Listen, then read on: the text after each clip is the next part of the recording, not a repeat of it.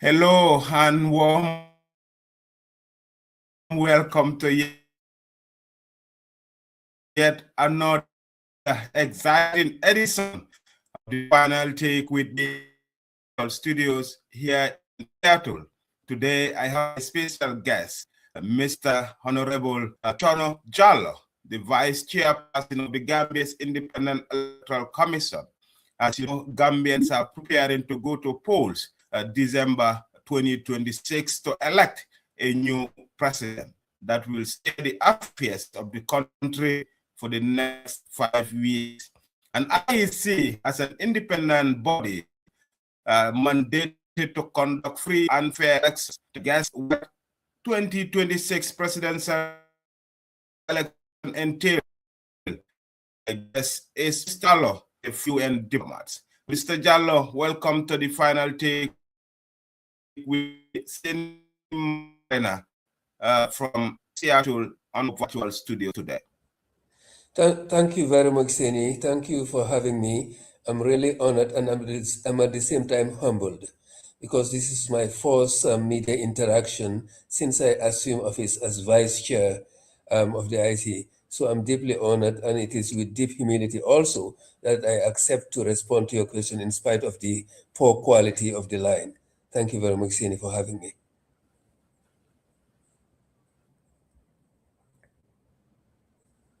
Thank you, Mr. Jallow, for your time to join us today on this very important discussion. Unfortunately, due to some technical issues, we couldn't connect you via the live webcam or camera from your end. But the most important thing here is the message, and the discussion that will unfold in an hour time. Mr. Jallow, warm welcome to the Final Take once again. You were appointed vice chairman in July 2025. After more than 20 years as a UN diplomat and international civil servant, a high-stake mission across Africa and beyond, what prompted your decision to return home and accept this very important role at a time for Gambia's democracy?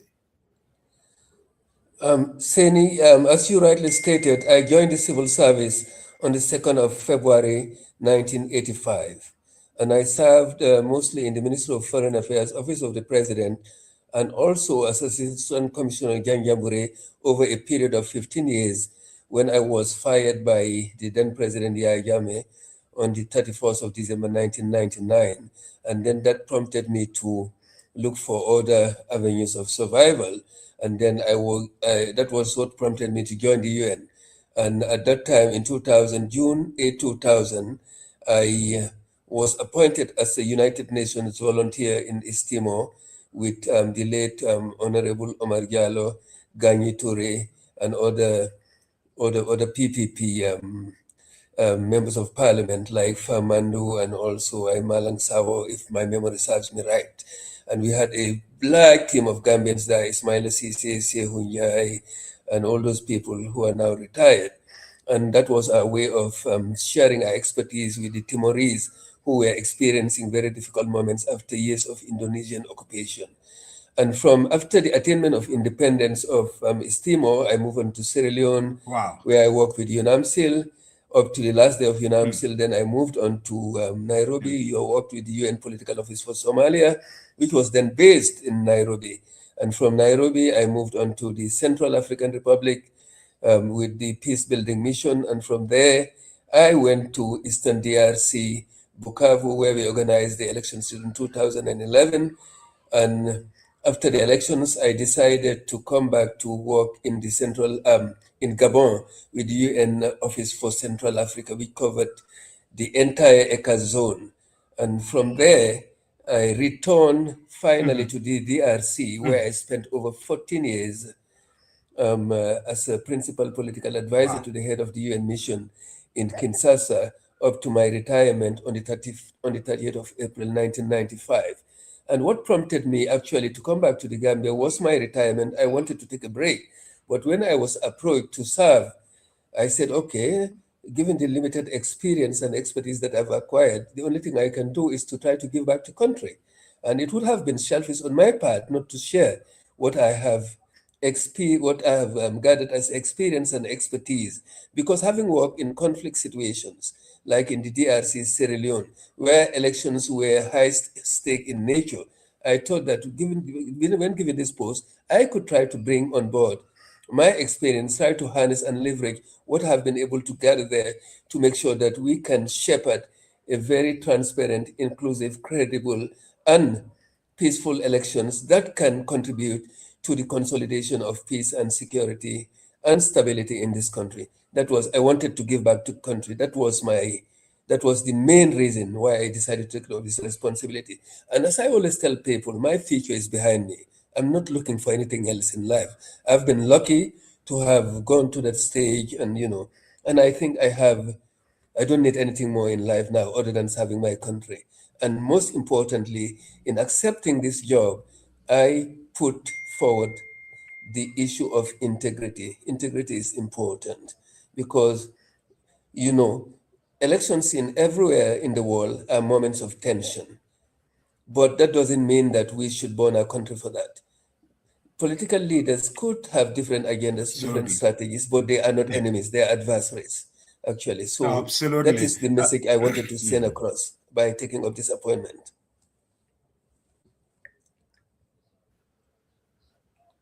Sini, yeah. Okay. Congrats, Mr. Jallow, for your appointment once again. My next question apply here. Your career involves civilian protection, institution building, conflict resolution, and fostering dialogue in places like Sierra Leone, Somalia, CAR, and DRC. As you mentioned. In what specific way do you believe that your background equip you and the IEC to deliver free, fair, credible, and transparent election in December 2026?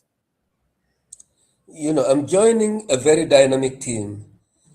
In the ER, in the IC, after interacting with the colleagues and others, members of the commission and the regional electoral officers, the assistant regional electoral officers, I see a dedicated and committed team, a team that is dedicated and ready to bend over backwards to make sure that they deliver on their mandate. And that is very inspiring. What I bring on board is the external experience to enhance what is being done, because there are always what you call international best practices, and these best practices could be used and could be leveraged to improve on what is already being done. Because what is clear and what we have all agreed on is that we would work as a team, and that team spirit is there. And the team spirit is to make sure that we foster credible, Hmm, peaceful, inclusive, and elections hmm, that are beyond reproach, that Gambians would be happy with. And at the end of the day, we would hmm, have, you know, done what is needful, because in the final analysis we are accountable to the Gambian people. As I always say, this is not our process. We have been entrusted with the responsibility to shepherd hmm, a process on behalf of the Gambian people, and the hmm, most important thing is to see how we can build confidence and trust around that process. That is the most important thing, and that is that in external experience that I've gathered, especially when it comes to fostering political dialogue among different political actors of different views.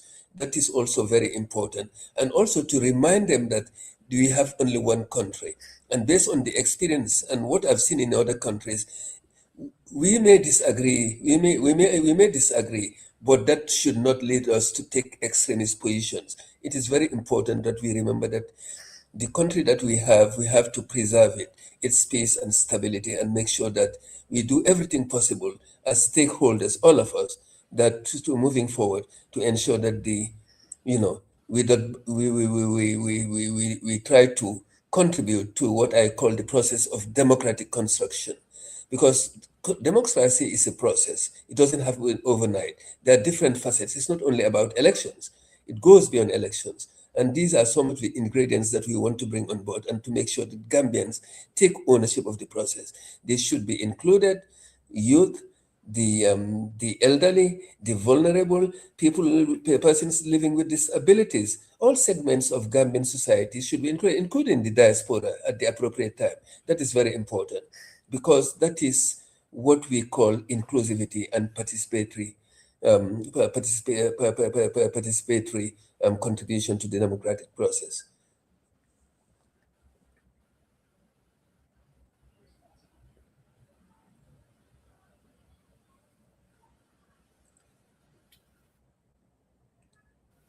Seni, can you hear me?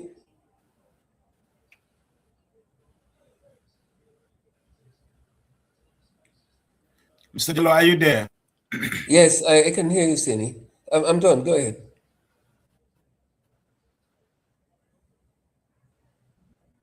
Okay, okay, go ahead. And now that the IEC has published the 2026-2027 calendar last October, voter registration is early 2026. The main supplementary registration is approaching or underway. Nominations are scheduled for late October to early November, and polling is on the 5th November. How far along are these preparations for the voter registration exercise, and will a biometric verification or OTEC be deployed to ensure the register is clean and secure? Thank you very much, Seni. I would start with what we have been doing after the launch of the calendar, which was done in public, and we brought on board all stakeholders. It was done for the first time at the the Kairaba International Conference Center, and we made sure that we invited all the stakeholders involved and partners involved in this process to make sure that we are on the International same training, page. yeah, conference center. Yeah. So to make sure that we are on the same page, because this is very important, so that the being on the same level of information is very important. That helps to enhance transparency in the process. After that, you had this the adoption of the adoption of the new Elections Act. Most people are not aware that there is a new Elections Act that has been assented to by the head of state on the 24th of November 2025, which introduced some significant changes in the electoral laws governing this country. So that prompted us to organize a 6-day training workshop in Mansakonko in January, so that we can see how we can help come up with guidelines and regulations You just to mentioned? operationalize this important document. One important change is the issue of registration of political parties. The fee has been raised now from it's now 2 million, and there are some other issues like. And that's why we decided that we would have these training workshops, so that as members of the commission and as a leadership of the IEC, we would apprise ourselves and take ownership of this document, and then from that organize training sessions and sensitization for all the stakeholders, so that they are aware of the main contours of this important document. And even 2-3 days ago, we were invited actually by the select committee of the National Assembly to discuss how far we've gone with preparations for the elections, and we provided them update, and we realized that they were not at the same level of information as members of the commission. So that prompted us to try to reflect on the need to have a joint retreat with them as representatives of the people, so that they can also internalize the document that they adopted which was adopted by Parliament. They are the lawmakers, so that they can help also in sensitizing their constituents and all that stuff about the main provisions of this new Elections Act. But I can tell you that as a commission, we are committed to ensuring there is transparency in the registration process, and to make sure that all eligible Gambian voters with the requisite documents would be allowed to register. The law is very clear. The documents that are required for registration are spelled out in the Elections Act. This the ID card, the passport, and other national documents, and where this is not available, attestation. The issue of attestations has always been a contentious issue. I know this has been raised several times. It has been raised by members of parliament. But the law is the law. We are not the lawmakers. Parliament is responsible for making laws. We try to influence and lobby, but in the final analysis, they are the lawmakers. But where we find that there are some gray areas in the Elections Act, what we are trying to do is to come up with regulations. We have power as a commission to try to clarify and address some of these gray areas. So, and that is one of the issues that we try to address during our retreat in summer. And the other thing is that in preparation for this registration process, right now, in fact, the whole of last week we were in the field. As a returning officer personally for KM, I had to visit with my team all the registration centers to make sure that everything is intact, and where adjustments needs to be done, need to be done, that will be done. We have almost completed the process countrywide. It would end around the 14th. And this is done in tandem also with the inspection of regional office of political parties, because this time around we want to ensure that political parties comply with the Elections Act. They need to have operational and functional offices in all the regions. And the new Elections Act gives us the power to sustain political parties that are found wanting. So we were going around, and in the final analysis, our people around the country would give a report, and the commission would sit down and decide what is to be done next time for regarding some of these parties that are not in compliance. Mr. Jallow, this is an issue that the IEC has always faced in terms of regularizing these political parties. Recently, we have seen over 20 political parties and still counting. And the IEC rules said that all these political parties must at least have structures in place, regional structures and offices. And you are just saying that recently you told the country looking at some of these issues, but a report will come. So those that are not in compliance, will the IEC take a decision to deregister them or stop them from contesting the election because their houses are not in order? Seni, thank you very much. In the previous act, which has just been, now we have a new act. The previous act talked about deregistering. Now it's about suspension until they regularize. Okay. So it's not a question. Yeah. And now we are saying that there will be no complacency. Okay. Political parties, as the ICE is being held accountable, political parties should also equally be held accountable. So, so we're going to be very strict on that. No decision has been taken for that yet, but reports will be compiled. I'm not saying that parties have not been compliant or anything whatsoever, but we're waiting for reports to come. And as a commission, we'll sit down and then we'll look at the reports objectively and we'll take a decision on a case-by-case basis. And we've been talking about political parties. Right now, we have 22 registered political parties, and 7 others submitted their registration papers. And for all of them, we had to return their papers, ask them to redo, to resubmit, because there were some errors. They need to do their homework. They were found wanting in certain things that they were supposed to provide in their documentation. So we are very strict when it comes to compliance. Okay. So we have those 7 that have been returned, and we have received other 2, which we are reviewing now before taking a decision. So that is where we start. Okay. Mr. Jallow, this is very interesting because a lot of all eyes are on IEC right now because of the critical role you play in the elections.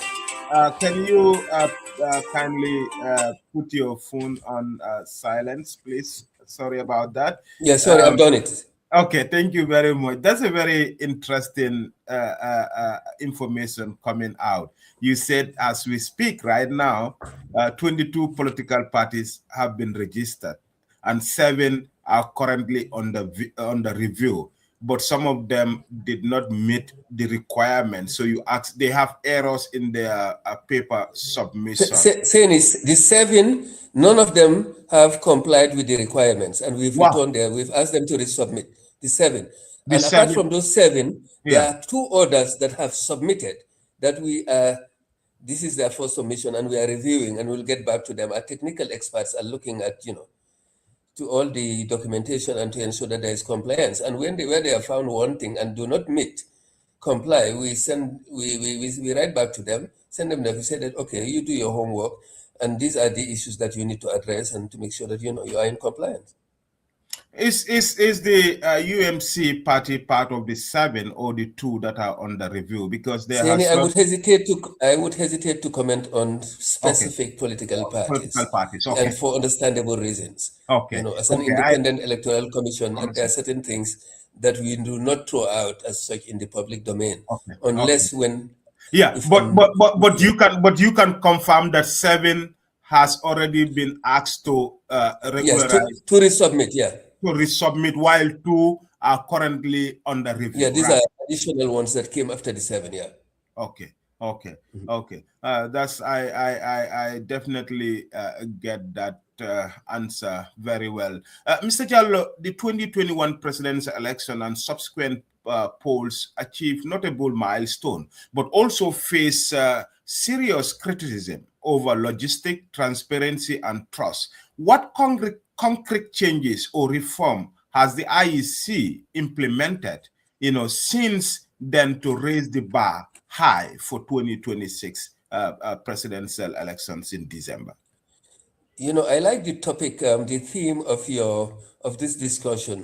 You said rebuilding trust. I would have used building trust, because when you say rebuilding trust, okay, trust perhaps must have been broken somewhere. Yes.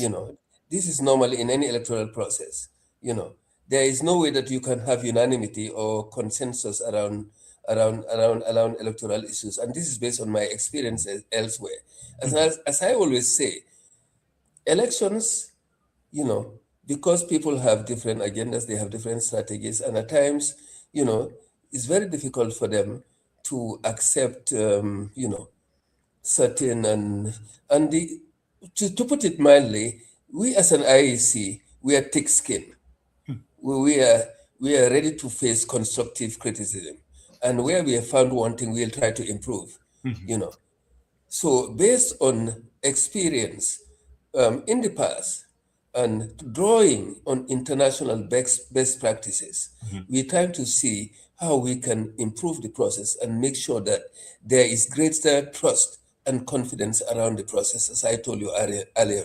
Because after all, we are not the owners of the process. The Gambian people are the owners of the process. And as I always say, elections integrity is very important. So we are working also on improving certain things, making sure that everybody, all the stakeholders are on the same page. Inclusion, participation, and to make sure that we communicate transparently and in a very timely manner to make sure that there is no room for speculation or assumptions. All the information is shared in a very transparent manner, especially when it comes to voter registration, to all the entire electoral process, I would say. And that's what we've been trying to do. And with the support of the UNDP and the EU, especially the GREAT project, we are doing a lot to that effect. There are certain experiences that we have learned in the past, and we are trying to make sure that this would not be business as usual, because it would not be business as usual. That doesn't mean that we have not been doing very well, but we can still improve. And that is what we are trying to do. We're trying to get everybody on board. We want to make sure that the youth, the women, the persons living with disabilities are fully on board. They are not disenfranchised. So that is very important also. And when it comes, recently I witnessed the Kayaf and Sibanor elections. I was in Kayaf. Yeah. I witnessed the whole process from the opening of the polls to the counting. I mean, I can tell you that the party agents, they were there, all of them, and they were very satisfied with the way we operated. And we are going to build on that. Counting on the spot, in the presence of agents, and closing the seals in the presence of the agents, opening of the ballot box in the presence of the agents, and making sure that they all agree that there is nothing in those drums before they are sealed. And when they are being unsealed also, when they're being sealed, they will be there. And when the ballots are being unsealed, they will be there also. And The polling centers are the counting centers, and then the collusion centers, and then, the process is very, very transparent. We are going to be on that. And not only that, we're trying to use digital platforms with the support of UNDP to make sure that our system is digitalized, the results transmission system. And as the chairman would always like to say, we will have some sort of projectors where the results would be put live, so everybody would be on the same page. You will see it live there.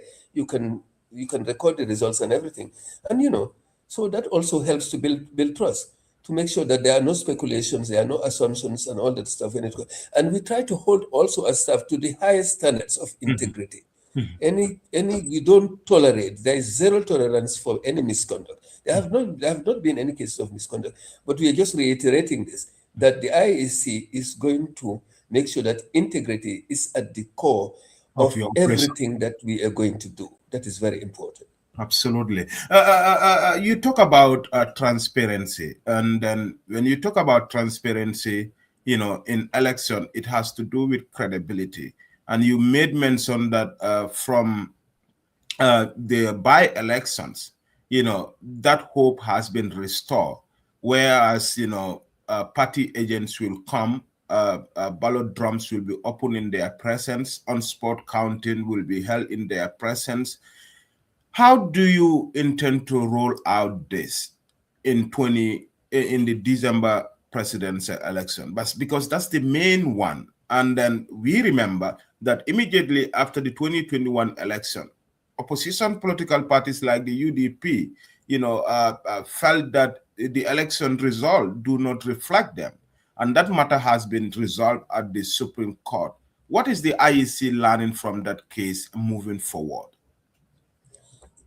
Seni, please allow me not to comment on judicial decisions that were taken in the past. Okay. I've just joined the IEC, okay.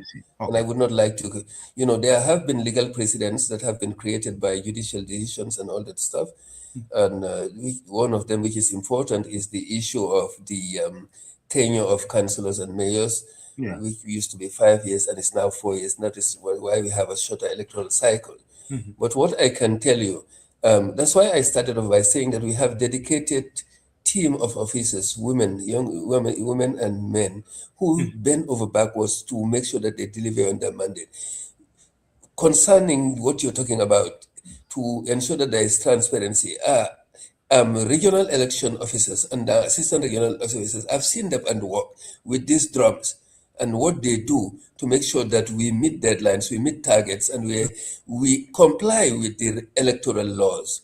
Because at the end of the day, we are guided by the Constitution, the Elections Act, and the Local Government Act.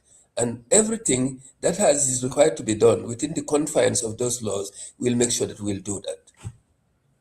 So, opposition parties or political actors challenging results, that is normal. Yeah. That is normal. Honestly, for us, we try to, where we feel that the criticism is justified, we look at it objectively as a commission to see how we can remedy and avoid the recurrence of such, of errors where errors exist. But I can tell you that as a commission, we are committed as a team, not as individuals actually, as a team, to make sure that we do the right thing and make sure that we act with integrity in delivering on our mandate in a very transparent and credible, impartial manner. Absolutely.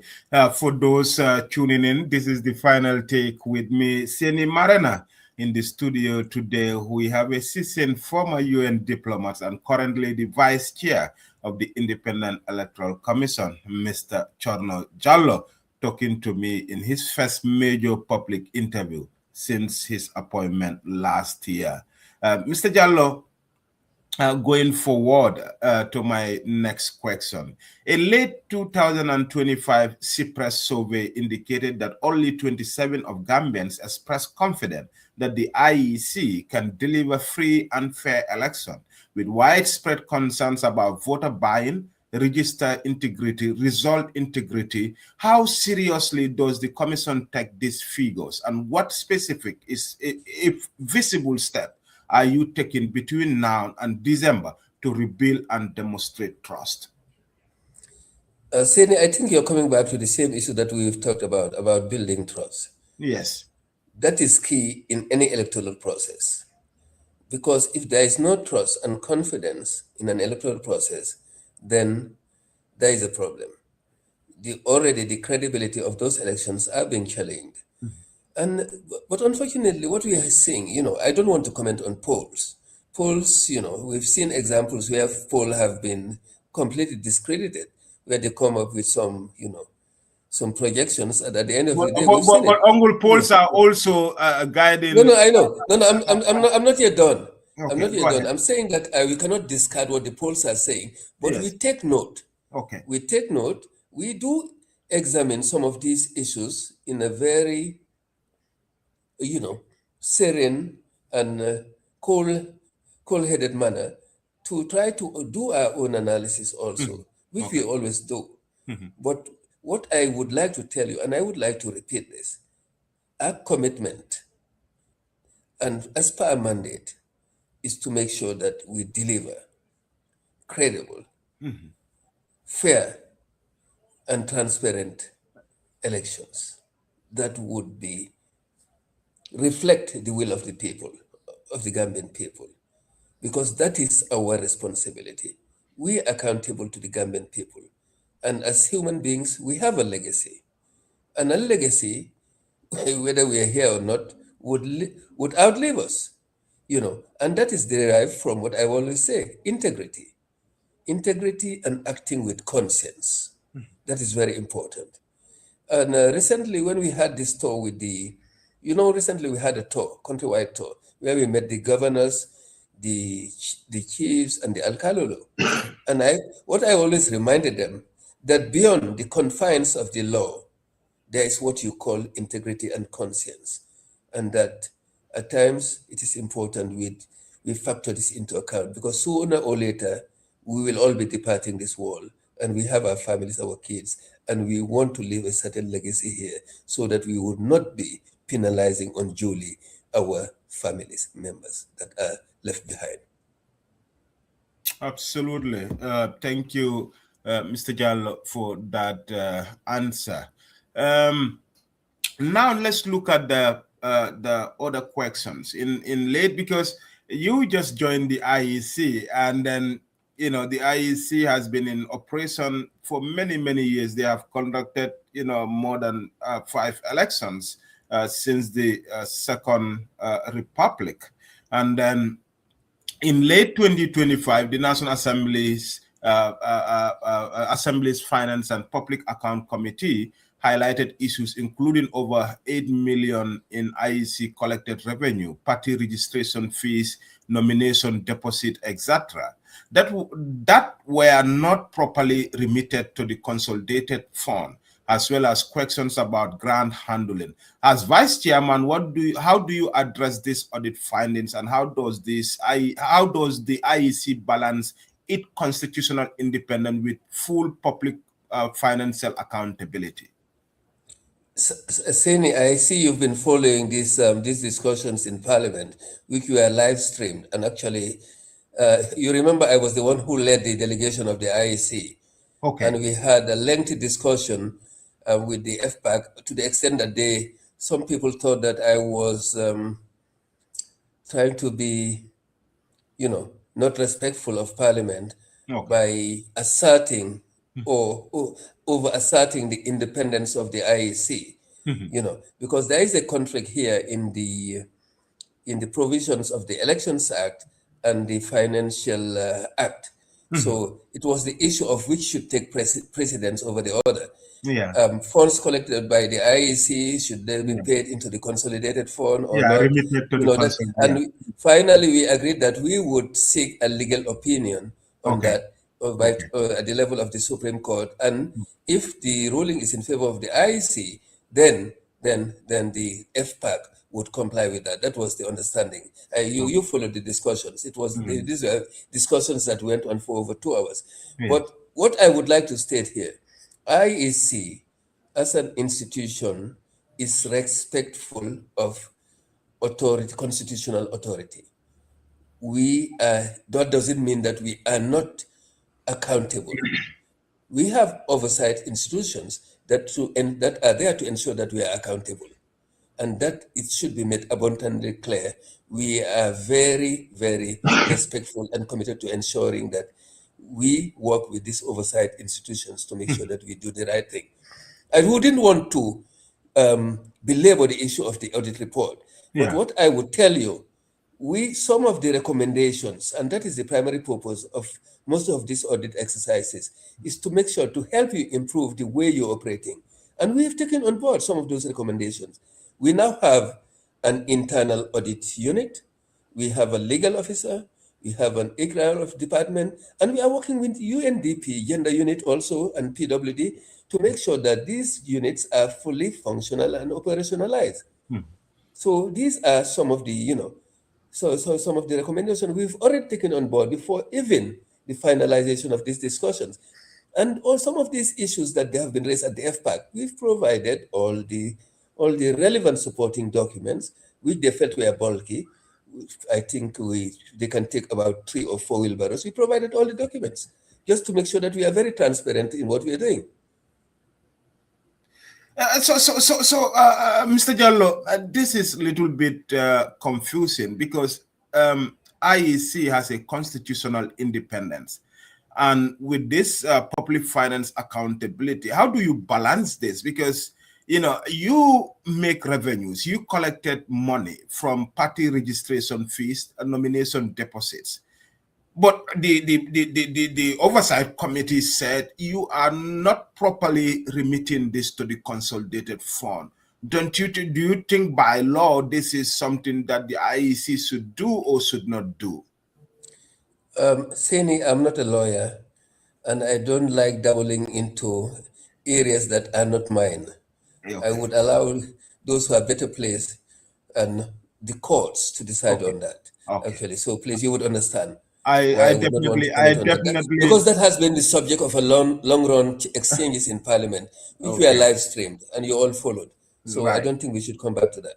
Okay. Thank you for that. Moving on, opposition voices and citizens continue to demand more technology, biometric voter verification at polling station, electronic transmission of result, live result publication, observer access, etc. What integrity and openness measures, tech or non-tech, will the IEC definitely implement to remove doubts and allow real-time verification during elections? Seni, as I stated, you know how the electoral process works in the Gambia, the ballot system. The agents are there. We cannot start the voting without the presence of the agents. We cannot seal the ballot boxes with drums without the presence of the agents. They are always there. And we all make sure that they were on the same page before the sealing of the ballot. They verify and look at everything. When it is at the end of the voting, it's the same process. They're still there. And when the ballots are being transported, they are still there. The counting is done on the spot. They are there.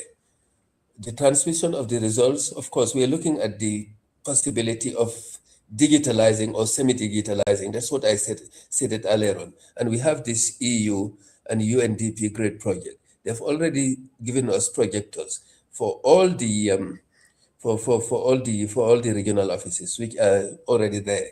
And then we are moving to see how we can use some of these digital platform tools to enhance the transmission of results and publication of results.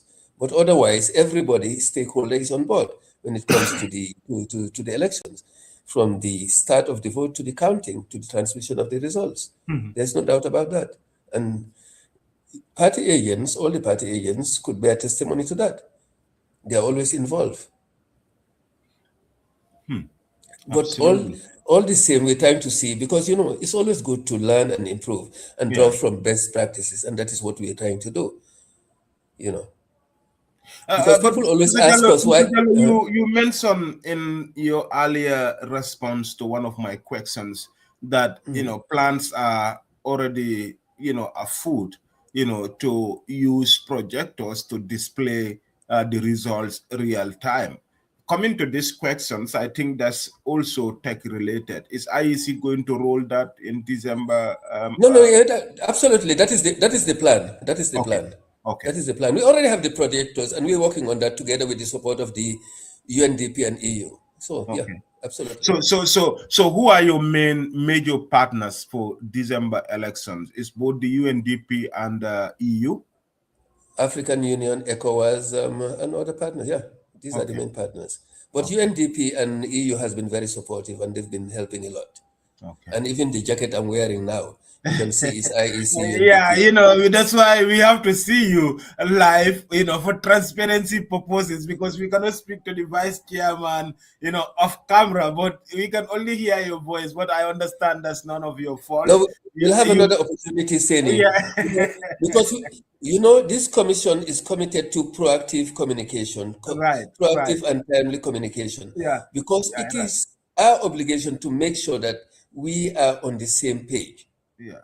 We have to be on the same page, and that way we can dissipate any mistrust or suspicion that we are having, doing something ungodly or anything whatsoever. No, that Absolutely, is not. and I definitely appreciate your comment, because this is what need to be done. Media and independent oversight institutions are not enemies; they are partners. So that's why moments I try to reach to you, I was like, Mr. Jallow, I want to have you on my platform to discuss about the independent. You say, oh, why not? I will come over and then we discuss. And that is the beauty of democracy, and those institutions being partners to the media to ensure that there is no fake news or there is no speculation, so that there can be information afloat for the Seni, you've just touched on a very important aspect, the issue of fake news.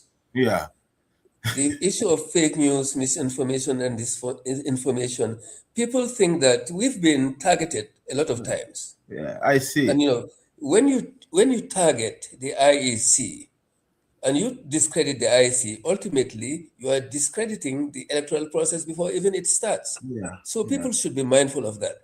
And So I would like what are you guys to, doing to fight that fake news, disinformation, misinformation? Because trust me, Mr. Jallow, you know it or not, 2026 December election will be very crucial for the Gambia, especially with the advance of AI. I don't know what efforts is the commission doing to combat this fake misinformation that deep media peddle during election. We have seen the Russian collusion in the U.S. election and elsewhere. So I don't know what the IEC is doing to make sure that they tackle or combat the use of fake informations. Also, the use of AI. AI is very, very important and is very good in a good usage, but it can also create a lot of problems, especially with regards to election integrity, in the cases of developing countries like the Gambia. So I don't know what are you guys doing ahead of the December polls to ensure that,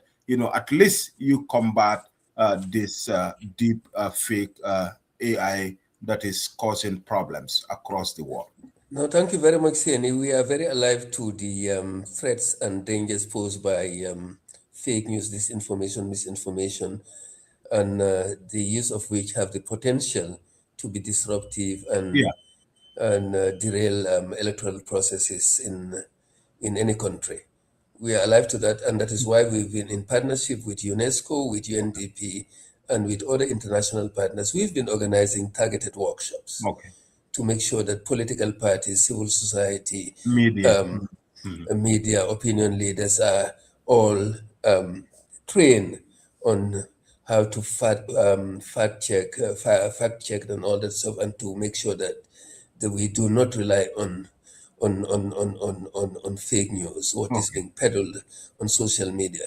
And that is why I've always stated that as IIC also, we have to be very proactive and timely in our communication to make sure that there is no room for speculation or assumption. I remember when we are in Mansakonko having this retreat on the new Elections Act, some people wrote to me saying that, oh, we understand you are registering voters, registering voters in That that Mansakog is only. one of my questions I want to So ask how you. come we are registering and the party agents and all the other stakeholders are not informed? Whereas you people, you have already our program, you have our operational plan, you know when registration is supposed to take Yeah. place. So you also have a responsibility So in trying to make sure that, yeah. how true is those allegations, Mr. Jallo? Because there was a photo No, that was I'll tell you the response I gave to somebody. I said okay. absolute nonsense Okay, because it absolute was not true. nonsense. It was Yeah. unfounded. We cannot do that. We are very transparent, and at the appropriate time when we start registration, it would be on the first of it would start on the 1st of April through the 14th of May, and it is in the public domain. That's why we are touring all Mm. our registrations, making sure that everything is in time for the preparation of for the launch of this process.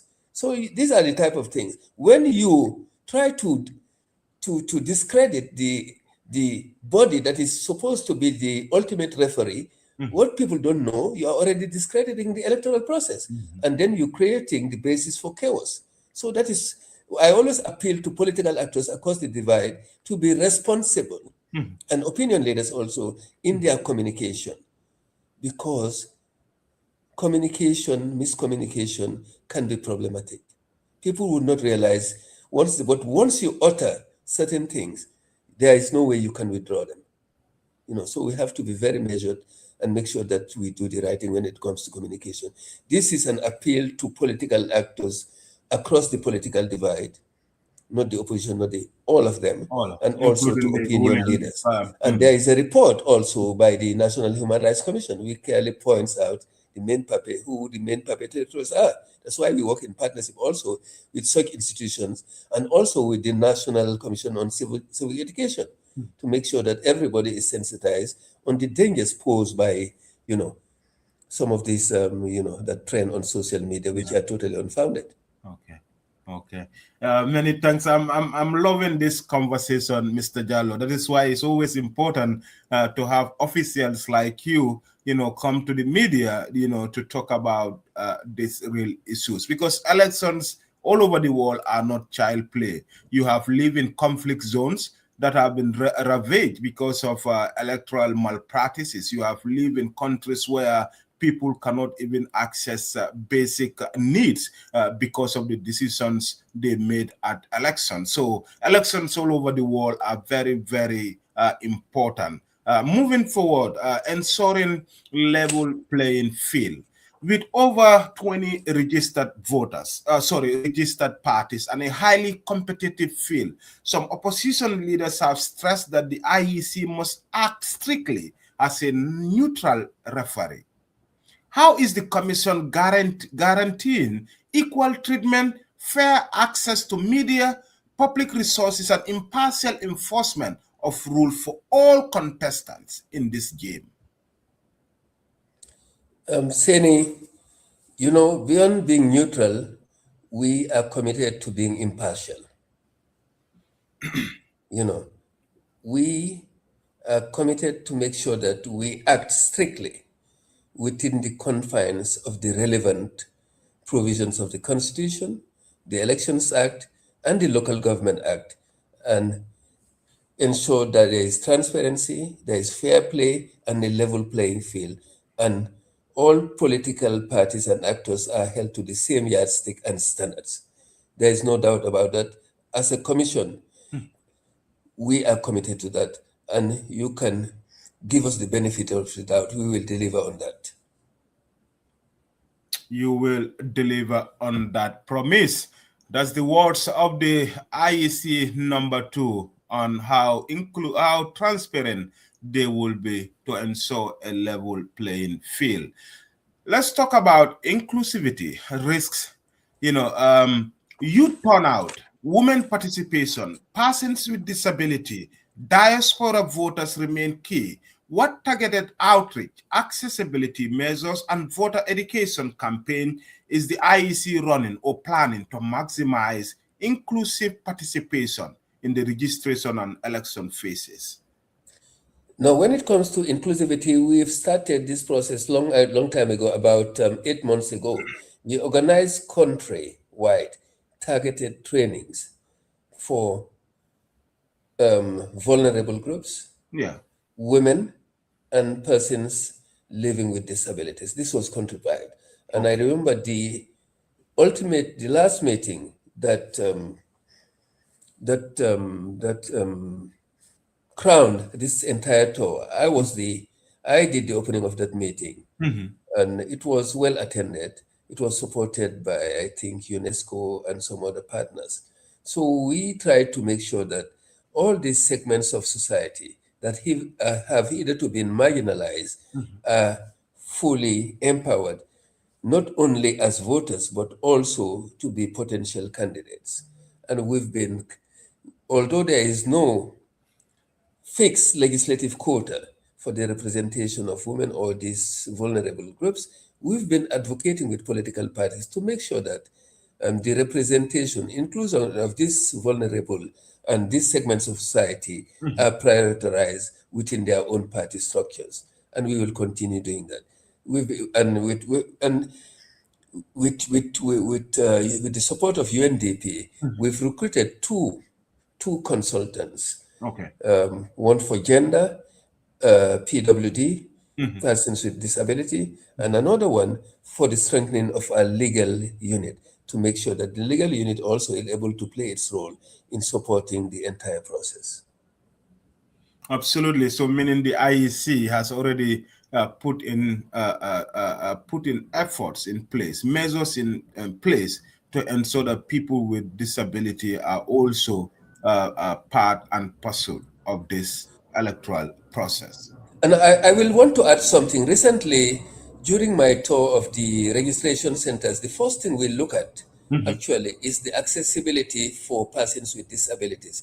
We Okay. make sure that the sites that we use facilitate the access to the registration centers for these Yeah, so vulnerable that they groups. can vote Yeah, and register. register, yeah. So we building ramps everywhere where these are absent, and to make sure that we facilitate their movement also.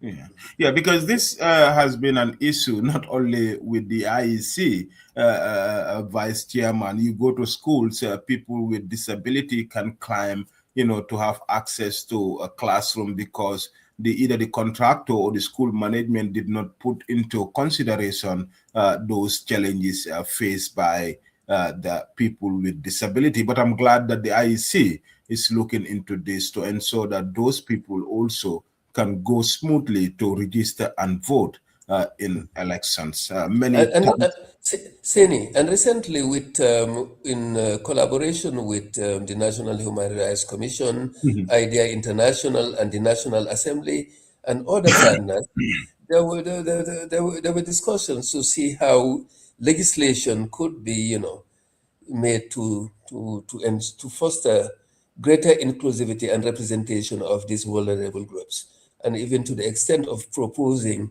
some reserved seats and all that stuff. There was wow, these discussions that were on also, absolutely, and the absolutely. IEC was invited um, uh, as consultants to give their views on that issue also.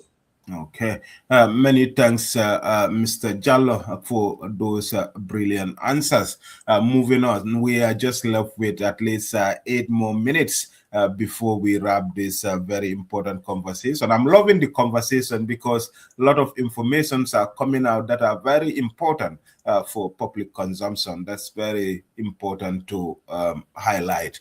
Managing a multi-party race, potential tensions, resource constraint, misinformation we talk about, and external pressures are all on the horizon. What do you personally regard as the IEC's single most significant challenge between now and 5th December 2026, and how will the commission overcome this? The most important challenge for the time being, these are twofold actually: combating misinformation, fake news, Yeah, and potential disinformation, tension. trying to discredit and malign the IEC. Yeah. We don't have a problem with that. We are this thick-skinned, Mhm. but where the criticism is constructive, we take on board. Yeah, But when it is vicious and just geared towards maligning and discrediting, we have a problem with that. with But that. the other main challenge, which is a fundamental challenge, is the lack of resources. Okay. Lack of resources. Government is doing very well trying to provide the requisite resources, but this is a major challenge, and hopefully sooner or later we will we would get the necessary funds to make sure that we start in earnest the voter registration in November. Mr. Jallow, do you guys have a budget for the 2026-2027 electoral cycle? And then what is your budget target? How much are you asking for the successful electoral cycle, complete electoral cycle to conduct the elections? We have I think elections budget to the tune, if my memory serves me right, Okay. which was approved by Parliament Yeah. to the tune of 500 million for Okay. the entire Dollars election. or in dollars? No, dollars, not dollars. Dollars. That's why we're getting the UNDP and other partners to supplement, our budget. Okay. Yeah, but Okay. it has been approved, and we had very good discussions with the Minister of Finance actually, and the funds were supposed to be released, I think, by yesterday or Okay. Wow, or Monday. that's a good news. We've been pushing very hard, and we reminded Parliament the other day also to use its influence to make sure that the funds are released on a timely basis to make sure that we're able to conduct in all serenity and level-headedness our mandate. Yeah.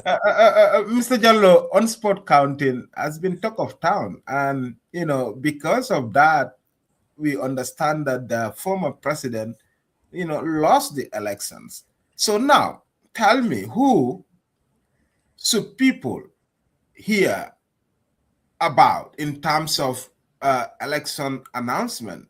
We know that the IEC is the official constitutionally mandated to announce election result, but because this on-spot counting now, people announce results before the IEC do.